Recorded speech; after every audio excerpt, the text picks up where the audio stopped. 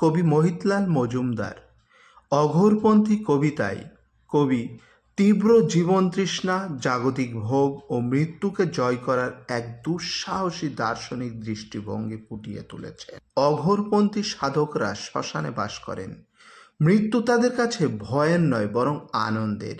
কবি এখানে প্রতীকী অর্থে মৃত্যুকে উপহাস করার এবং জীবনের প্রতিটি মুহূর্তকে চরমভাবে উপভোগ করার কথা বলেছেন। কবিতা অঘোরপন্থী লিখেছেন মহিতলাল মজুমদার। কাঁচের পেয়ালা ভেঙে ফেল, তোরা লউরে অধরে তুলি, শ্মশানের মাটি লাগিয়াছে যাই মরার মাথার খুলি। ভাবে বুঁদ হয়ে বুদবুদে ভরা, বাসনার রঙের রাঙা রং করা। নীর নাহি যাই বন্যির প্রায়, সুরাই পড়গ ঢুলি। টিটকারি দাও মৃত্যুরে, লও মরার মাথার খুলি। চুমুকে চুমুকে দাও বারবার, পড়গ সবাই ঢুলি। আমরা ডরি না মৃত্যুরে কেউ, সব শিব একাকার। জীবন সরাই নিঃশেষ করি, দেখি যে তলানিসার। তখন মাথাটি রিমঝিম করে, ব্রহ্মরন্ধ্র বুঝি ফেটে পড়ে। জ্ঞান হয় এই জগৎ যেন রে মরারই মাথার খুলি। কঠিন সুগোল সবটাই খোল, সুরাই ভরিয়া তুলি। চুমুকে চুমুকে দাও বারবার, পড়গ সবাই ঢুলি।